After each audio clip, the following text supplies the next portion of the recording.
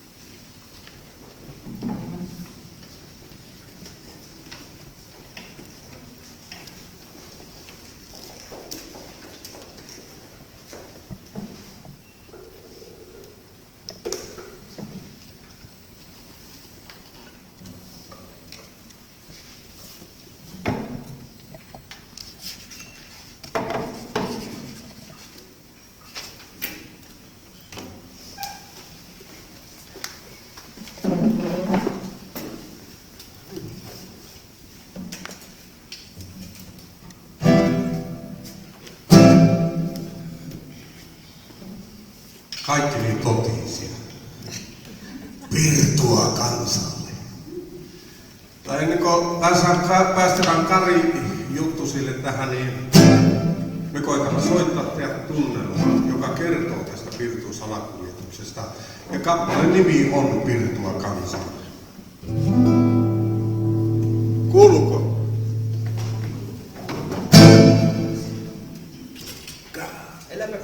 Jaha.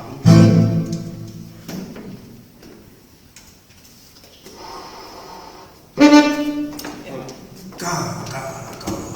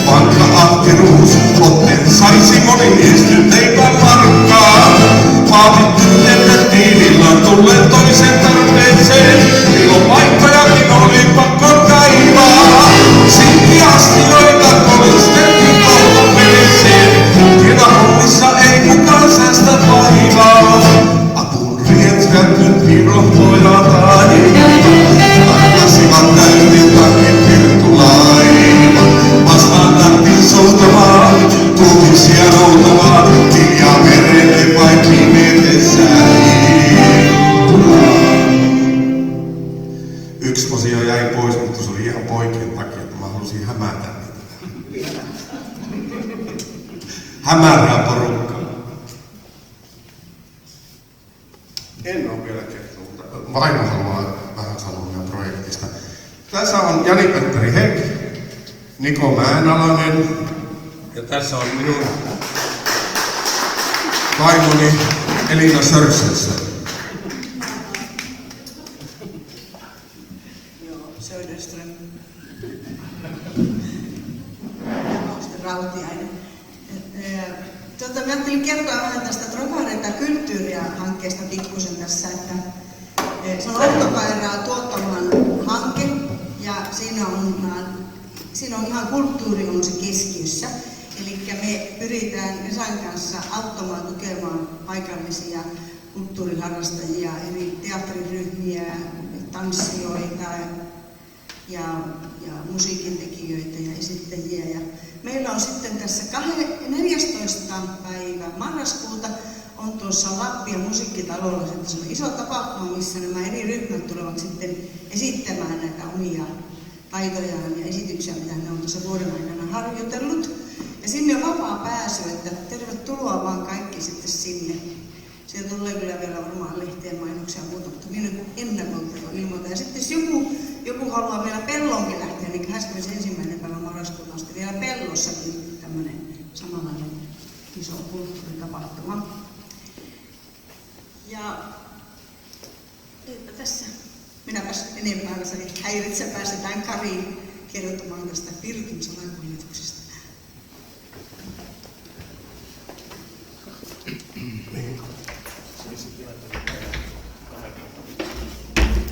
Tässä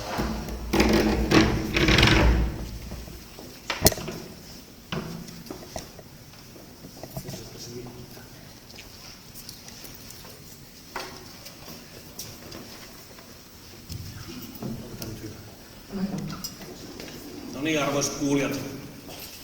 Tuossa kun tuo Esa heitti tuon laulun, niin tuli kyllä mieleen, että hetkinen, että siis sinne meni ehkä noin 3,5 minuuttia. Ja siinä oli oikeastaan se koko niin tarina tästä Pirtun salakuljetuksesta sisällytetty siihen. Ja mä aikoinaan tekin tämmöisen kirjan tästä alkoholin salakuljetusta. Tuon kun lukkeen, niin menee paljon enemmän aikaa, että kumpi tässä nyt sitten on ollut viisaampi tässä systeemissä. Jos se saa tuohon 3,5 minuuttia tiivistettyä sen koko homman, niin ehkä se on siitä sitten ollut järkevää. Tosiaan Filippusen Kari, Kemissä vaikutan ja aikoinaan tuossa Oulun yliopistossa opiskelin. Siellä oli sellainen Suomen historian proffa kuin Jouko Vahtola, tutkinut muun muassa tätä Tornion seudun nimistöäkin, tehnyt siitä aikoinaan väitöskirjan. Ja siinä vaiheessa, kun tehdään opinnäytetöitä sitten, niin se rupesi mulle esittelemään, että olisiko tämmöinen alkoholin salakuljetus. Ja mä en tiedä sitten, onko mä koskaan kasvanut isoksi ihmiseksi, en ainakaan niin pituuden suhteen, mutta sitä oli heti semmoinen mielessä, että hetkinen, siihen liittyy joku pimeys ja poliisia ja viinaa ja tämmöinenhän se oli se mielikuva siitä, että no vois kai sitä alkaa tutkimaan tietystikin. Sinänsähän se oli niin vähän uraa uurtavaa se minun, että meillä ei ole tehty tämmöisiä paikkakuntahistoriallisia tutkimuksia tästä Pirtun salakuljetusta Suomessa yhtään. Jorma Kallen Autio aikoinaan tehnyt tutkimuksen siitä, että miten eduskunnassa puolueet suhtautu kieltolakiin, kun se sitten lopulta kumottiin. Se on ainoa semmoinen niin kuin tieteellinen isompi tutkimus tästä asiasta. Ja kumminkin monessa niin kuin tämmöisessä kotiseutujulkaisussa, vaikka Hedmanin Ossin teoksessa Kemistä, niin siellä mainittiin, että Peräpohjola oli jonkunlainen pirtuportti, tämä Perämeren seutu, niin Lapin ja Kainuun alueen salakuljetusaikoina. Ja sitten se jäi auki, ettei kukaan tiivistänyt sitä, että miten niin, että millä tavalla tämä on ja mitä täällä on sitten tapahtunut. Ja se sitten kiinnosti ja sillä tiellä sitten oikeastaan oltiin. Ja tietysti siinä pitää aina tutkimuksessa vähän rajata, että mitä sinä sitten tutkit. Ja mua tietenkin kiinnosti se, että millä tavalla sitä alkoholia tälle seudulle on tuotu. No miksi sitä on tuotu tänne? Ketkä sitä tekivät sitä toimintaa? Mitkä oli sitten niiden motiivit? Ja miten viranomaiset pyrki vastustamaan sitten sitä toimintaa, koska se oli tietysti lainvastaista. Ja sitten viimeisenä oikeastaan isompana asiana tutkin sitä, että minkälaisia rangaistuksia sitten annettiin näistä rikoksista, jotka jäivät kiinni. Tietysti tämmöistä rikostutkimusta tehdään sitä sitten vaikka nykypäivän rikoksista taikka noista vanhoista, niin se on aina vähän ongelma, että saadaanko me nyt ikinä semmoista niin yleispätevää syytä, että miksi joku tekee rikoksen.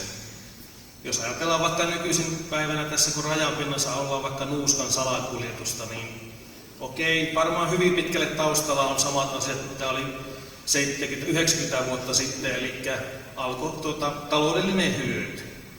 Mutta sitten rikoksia tutkittaessa niin on myöskin se ongelma, että sanottaisiko vähän leikkisästi, että ne, jotka tässä kirjassakin on sitten jäänyt kiinni, ne salakuljetustapaukset, niin nehän on vähän niin kuin huonoja salakuljettajia, koska ne on jäänyt kiinni. Ihan sama, jos mietitään, että jos 2020 vuonna jotkut osaa sitä salakuljettaa vaikka sitä nuuskaa tuolta Ruotsin puolelta sillä tavalla, että ne jää ikinä kiinni, niin niittenhän salakuljetustapa ei koskaan paljastu. Se ei ikinä jää mihinkään rikostilastoihin, poliisin päiväkirjoihin tai tullin päiväkirjoihin tai rajavartion päiväkirjoihin, koska ei ne tiedä, miten sitä on tehty. Ihan sama tässäkin. Pitää olla tietenkin varauksella, kun mä väitän, että näin ja näin salakuljetettiin, niin voidaan olla, että siellä on kieltolain aikana ollut joku keino, mitä poliisi ja tulli eivät ole koskaan pystyneet paljastamaan, jolloin se jää ikuiseksi ajoksi sitten tietysti sitten selvittämättä. No, kun tutkiskelin, niin siinähän piti sitten miettiä, että mistä sitä sitten niitä lähteitä löytyy, eli mitkä kertoo siitä, että mitä täällä on tapahtunut. Ja tärkeitä lähteitä oli tullin takavarikkopöytäkirjat, poliisien pöytäkirjat ja sitten oikeuslaitosten pöytäkirjat, ja ne kaikkihan on löydettävissä tuolta Oulusta maakunta-arkistosta. Niitä sitten hyväksi käyttäen niin sain sitten niin tietoja aikaiseksi.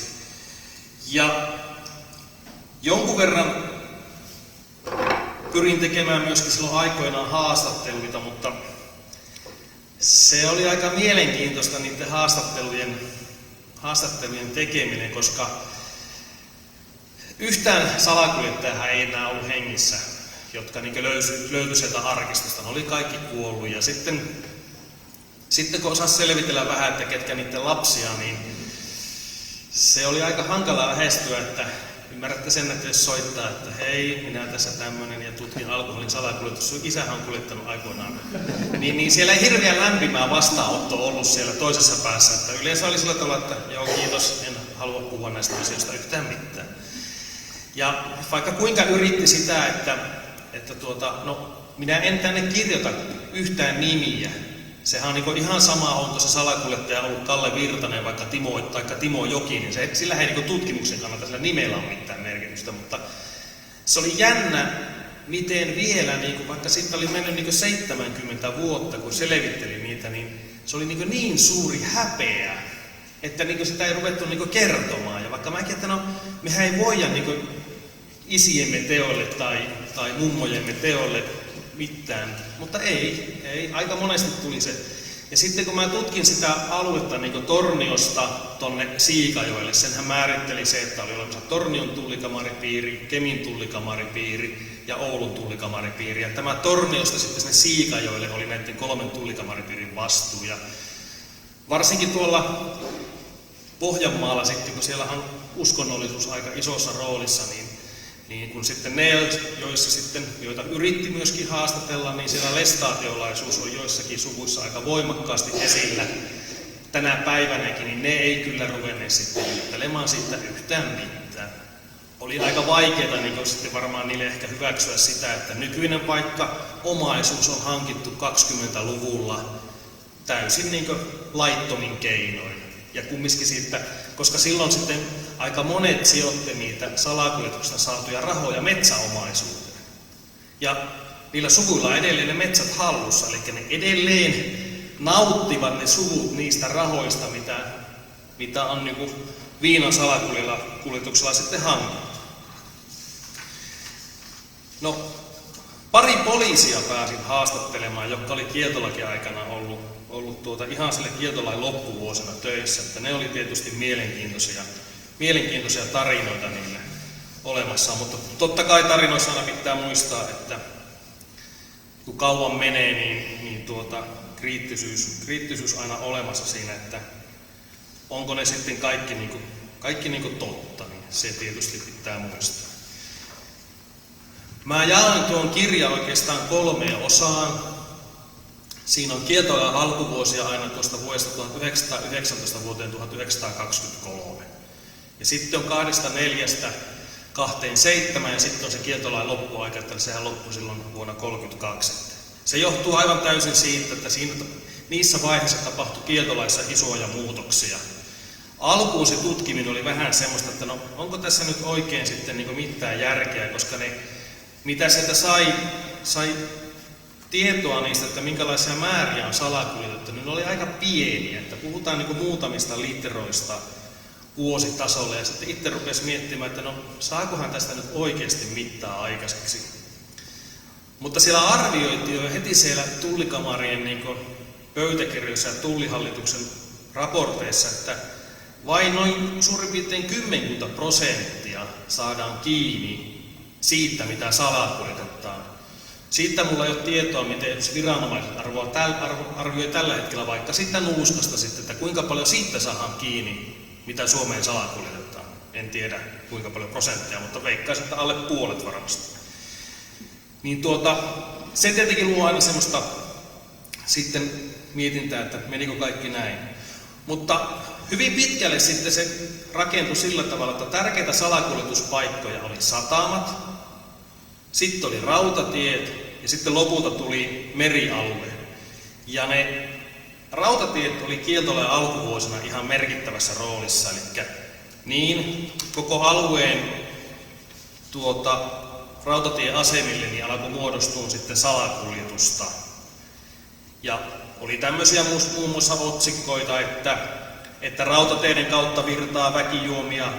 Nämä oli Kalevasta tai Peräpohjolasta tai Pohjolan Sanomista otettuja. Ja pirtuturva rehoittaa Pohjois-Suomessa, näin sanomalehdet uutisoi. Eli pääsääntö oli se, että rautateitse tuotiin etelästä siinä kieltolain alkuvuosina alkoholia.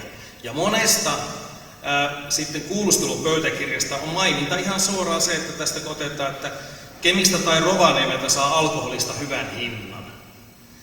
Ja se oli se suurin syy, minkä takia sitten siihen salakuljetukseen lähdettiin. Tosin ongelmaksi muodostui sitten hyvin pitkälle niin sanottu tuntemattomuus. Eli kun rautatieasemilla oli poliisit, niin jos salakuljettajat huomasivat, että poliisit on paikalla, niin yleensä jätettiin sitten se reppu tai missä se viinakanisteri oli, niin siihen junaan eikä ollenkaan koskettu siihen. Poliisit kun tuli, huomasivat, että on joku reppu ja sieltä alkoholia, niin sillä ei ikinä löytynyt omistajaa. Eli se jäi vaan siihen.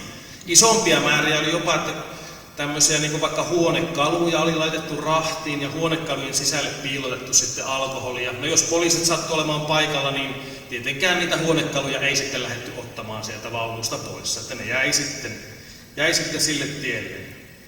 Mutta kaiken taustalla oli se rahallinen hyöty, eli siis tällä seudulla pystyi saamaan siitä alkoholista, mitä Helsingissä pirtulaivojen kautta ostettiin, niin jopa 4-kertaisia hintoja.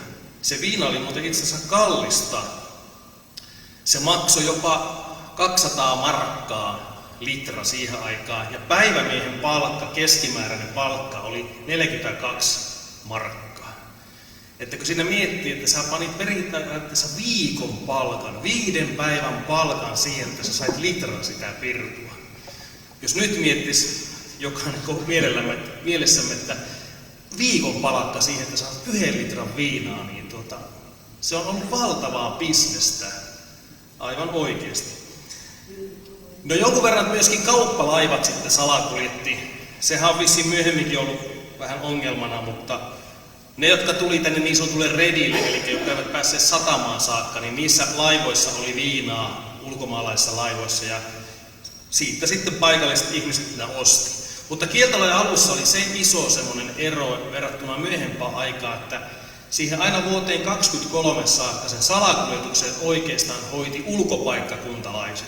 Eli Helsingistä työmiehet, se oli pääasiallinen titteli siinä vaiheessa, työmiehet toivat viinaa mukanaan, tarkoituksena taloudellinen hyöty tänne meidän seudulle, ja sitten kun rahat oli saatu, niin sitten ne matkusti pois. Mutta sitten kun kohta tuossa kerron tuosta toisesta salakuljetustavoista, niin huomataan, että tämä muuttui ihan toisenlaiseksi sitten.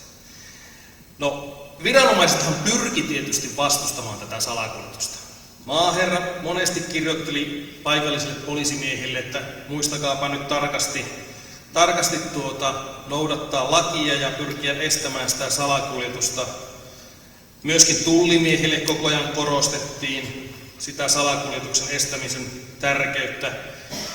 Suomi ehkä lähti vähän tähän sillain niin kuin, no ei voi sanoa leikkien sotaan, mutta kalusto ei niin kuin vastannut yhtään tarpeita. Jos ajatellaan vaikka Oulua, niin täällä paikallinen poliisilaitos, niin niillä ei ollut edes polkupyöriä käytössä kieltolain alueella. Tosin sitten niille ostettiin kaksi polkupyörää poliiseille, että ne vois salakuljettajan ratsata tai niiden perässä mennä, mutta autoa tai moottoripyörää ei ollut kieltolain alussa käytössä. Myöskin tullivartijoilla oli ongelmana se, että työtä hankaloitti aika paljon se kaluston puute. Oli jopa mainintaa siitä, että talvisin yritettiin salakuljettaja ottaa kiinni poroilla, mutta en tiedä sitten kuinka hyvin se onnistui. Iso ongelma oli myöskin paikallinen asenne. Okei, yleensä tunnustettiin, että kieltolaki ok, hyvä juttu, mutta en nyt henkilökohtaisesti olisi välttämättä luopumassa tästä alkoholin käytöstä. Eli sillä ei ollut käytännön kannatusta. Ja sitten tietysti voidaan miettiä sitä, että minkälaisen kuvan se antaa sitten kansalle, kun uutisissa oli juttua, että alkoholia salakuljetetaan ja niin edespäin. Ja muun muassa löytyi Peräpohjasta ja lehdestä ja Pohjolan Sanomista mainintaa tämmöisiä, että Torniossa poliisi ampui itseään ollessaan humalassa, Alatorniolla tulliviranomaiset olivat humalassa vartiopaikalla, ja muun muassa Kemin apulaisnimismies toivoi, että näihin poliisin ja tullin virkoihin niin pikkusen pitäisi raittiimpia miehiä hommiin. Joo. Torniosta muun muassa ilmoitettiin tullihallitukselle, että kaikki meidän tullivartijat ei ole raittuusaatteen kannattajia. Niinpä. Ehkä se räikein tapaus, minkä itse huomasin tuossa, kun tehtiin tutkimusta, niin Kemin tuomari, käräjäoikeuden tuomari, niin se todettiin sitten, että iltapäivällä se oli humalassa istunnossa, kun se oli aamupäivällä ollut pitänyt käräjäoikeuden istuntoa ja sitten lounasaikaan ottanut hieman virvokkeita ja iltapäivällä sitten tuomitsi salakuljettajan alkoholin salakuljetuksesta. En tiedä minkälainen sitten tuomio, mitä se on antanut niistä siinä vaiheessa. Sitä ei löytynyt niistä päiväkirjoista, mutta ehkä se ei nyt kauhean pahoillaan ollut, että pojat on tuonut Suomeen viinaa, kun itsekin niitä nauttii. Joo. No sitten isoksi muutokseksi tuli vuonna 1924, että se alkoi ammattimaistumaan tämä salakuljetus. Ja oikeastaan eräs kirkkoherra kerran kiteytti tämän näin hyvin, suora lainaus tästä kirkkoherran kommentista, että paikkakunta tulvii mereltä tuotua saksalaista ja virolaista pirtua. Sitä todistavat monet huomattavat pirtutakavarikot, pirtukauppiaiden ja päihtyneiden paljous ja vieläpä suorastaan väkijuomien käytöstä johtuneet verityöt. Ja sitten muutamat naisetkin ovat vajonneet juomahimon orjuuteen. Vaimo!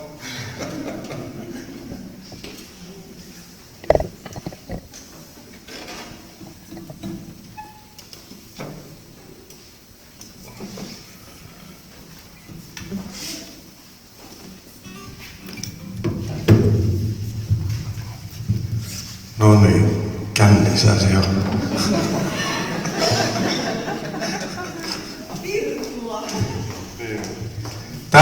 Muuten täytyy vaan sen verran sanoa, että tämä seuraava kappale on nimeltä Vanhan Haamon kapakka. Ja olen kirjoittanut varmaan näitä pirtulauluja toistakymmentä pitkästi ja se alkoi käymään vähän yksitoikkoiseksi tuossa välillä ja sitten soitin Jussi Rasikankaalle, joka on säveltänyt paljon mulle kappaleita, että ota Veksiin yhteyttä Salmeen, että kun silloin tää Viinamäen jutut on aika hyviä, niin kuin kaikki tietää. Ja ne kirjoitti sitten tämän kappaleen ihan meille vaan tähän projektiin. Vanhan haamun kapakka. Joo, hyvä. Lokavettä. On, mutta vähän. Ota mä lasken vähän tuotakin, kun meillä oli ihan sähäitse kanssa. Se on liian kovaa.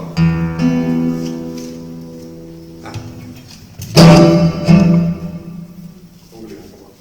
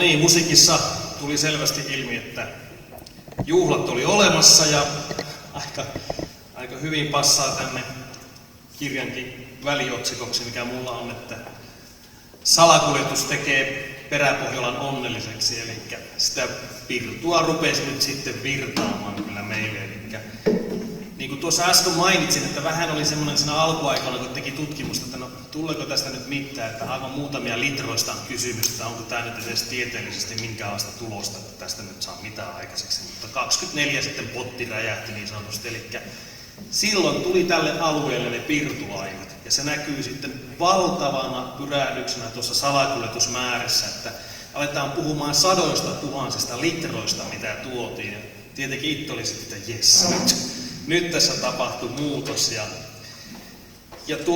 se iso muutos oli se, että alkoi tosiaan merisalakuljetus. Ja muun muassa monessa lähteessä mainittiin näin, että ulkomaisia pirtulaivoja on sulaveden aikana yhtenään Marjaniemen edustalla aluevesirajalla. Eli Hailuodon edustalla Marjaniemessä, niin sinne tuli siis pirtulaivat, jotka oli täysin vaan lastattu viinalla ne laivat. No nyt tietenkin heti herää kysymys, että Pikkusen alaspäin. tätä mikkiä. Niin, pikkusen alaspäin. Aha, näin. Niin heti herää kysymys, että no miksi sitten näitä laivoja ei käyty sieltä viemässä pois tai hätistämässä. Mutta kun oli aluevesiraja ulkopuolella, Oulun poliisilaitos kerran haki sieltä pirtulaivan, vei sen Toppilan satamaan. Mutta käräjäoikeus katsoi, että se on aluevesirajan ulkopuolella, niin se saa siellä olla ja viranomaisille mitään puuttumisoikeutta siihen. Käsitykseni mukaan samalla tavalla näinäkin päivinä, että jos tuolla jossakin Itämerellä, mikä ei kuulu millekään alueelle, jos sellaisi laiva täynnä huumeita, niin viranomaiset ei voi sille mitään. Se saa siellä olla, mutta voi olla siinä väärässä tietysti, että onko näin. Ja se suuruus tosiaan, se oli aivan valtava, että mun mielestä hyvin kuvastaa muutama otsikko, että Kalevassa oli vuonna 2022 otsikko tällä tavalla, että Oulussa suuri alkoholitakavarikko ja sen litramäärä oli 110 litraa ja se oli adjektiivillä suuri. Vuonna 2024 samanlainen otsikko, suuri takavarikko kellossa kyllä silloin, mutta se litramäärä oli kasvanut 8, eli kysymyksessä oli 880 litraa, mutta molempien otsikko oli suuri. Eli se aivan siis räjähti käsiin se. No viranomaisethan pyrki monesti siihen, tai kysyivät, että eikö me saataisi tänne tehokkaampia veneitä, jolla voisi vastustaa sitä salakuljetusta. Mutta valtiovallalla ei semmoisia ollut antaa. No, jos muistatte, niin tuossa, jolle tulee Lapin kanssa, niin pari viikkoa sitten muistaakseni Henri-Pekka Kallio oli tehnyt jutun tuosta Kemin edustalla olevasta pirtulaivasta, jonka se höyrykattila edelleen näkyy siinä. Ja sen tarinahan tosiaan oli se, että 24 se sitten ajautui siihen karille, sillä oli ankkurikettikin katkennut ja se on sinne hajonnut. Oululaiset sitten ristivät tämän Hailuodon paikan semmoiseksi, että sitten alettiin puhumaan hailuotolaisista, eli niitä pirtulaivoja, kun siellä oli, niin sitten paikalliset ihmiset alkoivat sieltä hakemaan. Ja nyt se muuttui sitten niin kuin meidän, sanottaisiko käsiin sitten tämä salakuljetus, eli paikkakuntalaiset omilla moottoriveneillään ajoivat sinne pirtulaivoille ja kävivät hakemassa sieltä sitten alkoholia, joita sitten tuotiin joko suoraan maahan, taikka kun meillä on paljon Perämerellä näitä saaria, niin piilotettiin saari. Ja tälläkin seudulla tämmöinen kuin Ylimaun Juha, se on tehnyt tutkimuksen väitöskirjan tuosta, taitaa olla nykyisin, onko se Outokummun Tornion tehtaan ympäristöpäällikkö, niin hylkeen pyynnistä. Ja mun mielestä se siinä kirjassa selittää sitä, että kun monethan ajattelee, että kun noissa saarissa on paljon kuoppia, kaivettuja kuoppia, että ne on jotenkin hylkeen varastoja, mutta hänen mielestään ne kaikki liittyy kieltolakiaikaan, eli saariin alettiin sitten kätkemään alkoholia. Kun niissä moottoriveneissä oli tuhansia litroja sitä alkoholia, niin sitä ei uskallettu tuoda suoraan rantaan, vaan piilotettiin näihin meidän saariin, mitä tässä meidän rannikolla on hirvittävä määrä. Ja kaivettiin siis kuoppia ja sinne piiloon, ja niitä oli viranomaisten vaikea löytää. Eräskein oli myöskin siihen ihan rantahietiin, kun kaivettiin kuoppa, ja sinne niitä pirtukanistereita piiloon. Ja sitten kun se meri sinne liplattaa, niin sehän näyttää, että ei se ole ikinä tehty mitään. Toinen oli sitten tämmöinen pitkä siima, eli saattoi olla monenkin 10 metrin mittainen köysi, johon pantiin säkkejä, kanistereita niihin säkkeihin ja upotettiin mereen. Ja sitten kun opittiin vaan, että mihin se pitkä siima on piilotettu, naarattiin se ylös ja jatkettiin sitten matkaa. Nämä oli tosi yleisiä. No, eli nämä pitkät siimat ja maakuopat oli sitten isossa roolissa. Mikä sitten selittää sen, että tänne niin alettiin hirvittävästi tuomaan, niin kyllähän se oli tämä meidän merialue ja sitten se, että täältä alettiin kantamalla viemään sitten alkoholia Lappiin. Eli tämä Perämeren rannikko juotti sitten koko Lapin ja Kainuun. Ja joillekin on varmaan tuttu, että vielä nykyisinkin puhutaan esimerkiksi tuosta moottorikelekkareitistä Kivaloilla, että se on pirtureitti, eli pirtureittiä pitkin viedään tai ajellaan moottorikelekoilla. Ennen ne miehet käveli siellä, niillä oli semmoiset kankaiset säkit, joihin mahtui eteen 10 litran kanisteri ja selkään 10 litran kanisteri. Ne käveli täältä rannikkoalueelta Rovaniemelle ja veivät ne viinat käveleen siis sinne. Se oli niin kannattavaa bisnestä, että se kannatti niin tehdä. No, sitten tietysti kun alkoi miettimään sitä, että miten se kaikki oli organisoitu, niin kyllä näin mä oon ymmärtänyt, että nykypäivänäkin tämmöinen iso salakuljetustoiminta, niin siellä on aina ylhäällä se, joka rahoittaa, mutta ei jää ikinä itse kiinni, ja sitten on sitä alempaa porrasta.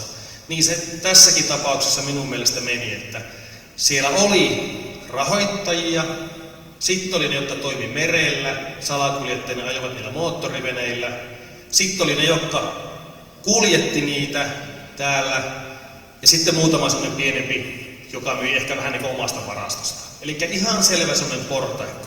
Ja koko kieltolain ajan oli olemassa se, että niin kuin poliisikin tuskaili, että mehän tiedämme kaikki, kuka tämän rahoittaa, mutta kertaakaan ne rahoittajat, joista nyt itsellekin on sitten jonkunlainen käsitys, ketkä ne on ollut, niin kukaan ei salakuljettajista niiden nimiä sanonut koskaan julki.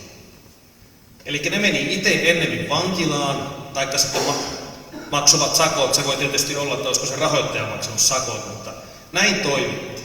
Poliisitkin tuskasta, että mehän kaikki tiedämme, ketä ne on, mutta siltikään ei sitten niin kuin nimiä tullut julki. Ja jos ajatellaan sitä, että miksi se karavaani sitten oli olemassa, kun puhutaan pirtukaravaaneista, niin jos keskimäärin karavaanissa oli 20 miestä, ja se mitä se viinalitra oli esimerkiksi Rovaniemelle tuossa kieltolain puolessa välissä, se oli noin 300 markkaa litra, niin mä laskin sen niin, että yhdestä tämmöisestä onnistuneesta reitistä tai kuljetuksesta, minkä tehtiin, niin se pirtu-isäntä tienasi 96 000 markkaa itselle voittoa. Ja sen nyt sanon vielä siitä, että se 42 markkaa oli suurin piirtein päivämiehen palkka. Niillehän maksettiin suurin piirtein 500 per henki, joka kuljetti sen. Miettikää, se on niin kuin 10 päivän palkka. Että siinä mielessä ehkä se sitten houkutteli. Suurimmaksi syyksi hän nousee sitten tosiaan se taloudellinen hyöty. No, kieltolain keskivaiheellakin ongelmia oli myöskin edelleen viranomaisilla ne samat, mitä tähänkin saakka. Kalusto ei vastannut sitä, mitä salakuljettajalla oli. En tiedä, oliko salakuljettajalla vähän sitten pilkettä silmäkulmasta. Yksi salakuljetusvene oli nimetty Isoksi Harmiksi. Ja siihen oli hankittu siis lentokoneen moottori. Ja viranomaiset vähän, että kun ei he saa sitä kiinni. Oli niin kuin ongelmana siinä. Ja monesti viranomaisilla oli veneitä sitten itsellä. Ne oli jollakin telakalla tai huollossa ja niin edespäin. No, eiköhän niillekin ole sitten salakuljettajalla ollut tietoa, että nyt on vaikka tullivartijoiden vene on korjauksessa, että me voidaan ihan rauhassa tuolla merialueella useerata mitä halutaan, eikä sitten jäädä kiinni. Ja muutenkin, niin kuin äsken sanoin tuosta, että niitä isäntiä oli vaikea saada, täällä tulee ilmi semmoisia, että joillakin salakuljettajilla, joka jäi kiinni, eivät sitten yllättävästi kuulustelussa muistaneet yhtään, että kuka on rahoittanut tai niin edespäin. Ja eräs sitten meinasi näin, että kuka hullusta lähtee henkensä kaupalla ilmiantamaan aseistettuja trokareita. Monellahan oli siis pyssyt mukana tietysti siellä salakuljetusreissulla. No kuolemantapauksia ei oikeastaan sattunut isostikaan. Mun tiedosta on vaan, että pari kuolemantapausta on sattunut tässä sitten näiden ajojahdissa. Eli jos pirtukaravaania ajatellaan, niin siellä keulilla kulki pari kaveria, joilla ei ollut mitään niin viinaa mukana. Että jos viranomaisia sattui olemaan siellä, niin ne ehti varoittaa niitä muita ja ne lähtivät sitten pakoon. Samoin merellä sitten jos viranomaiset uhkas, niin viinat heitettiin sitten ne kanisterit sinne mereen ja sitten ihmeteltiin vaan, että no mitenkäs tässä nyt näin paljon näitä on. Mutta jos kiinnostaa, niin tämmöinen kirja löytyy kaikista alueen kirjastoista ja sitä kautta voi tutustua. Että tässä on tämmöinen pieni pintaraapasu kieltolain mielenkiintoisesta ajasta. Mä oon muutaman kerran toivonut, että siitä tehtäisiin elokuva, mutta katsotaanpa miten meille käy. Kiitos oikein paljon.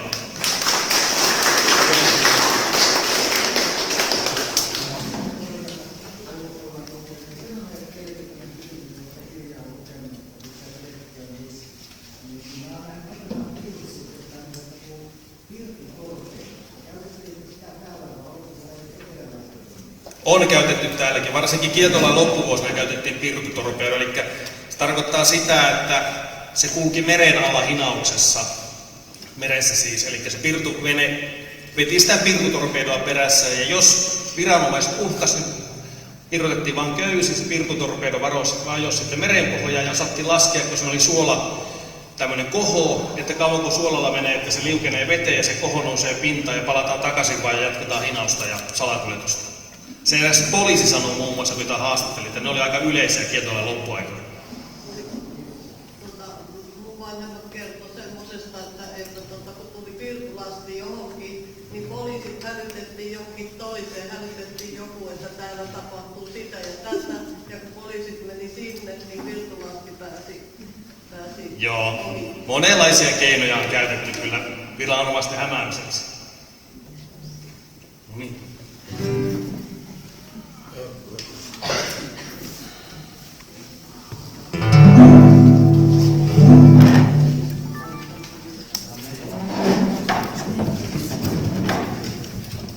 Torpedoista. Mä oon tehnyt niistäkin yhden biisin.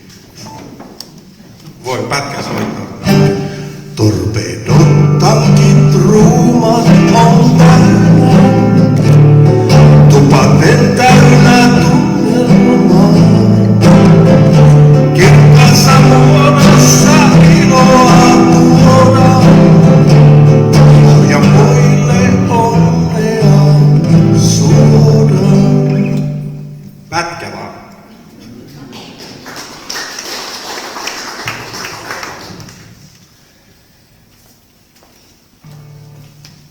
Niin, tässä joellakin oli täällä on omat pirttusarjat, tämä on varmaan kännissä kirjoitettu.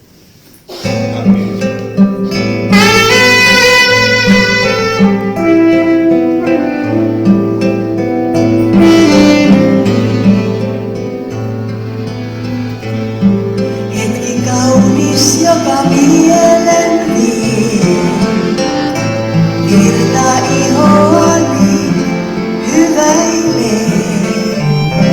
Kaiken rakkauden sulle paljastan, tähän hetkeen sydämeni valjastan.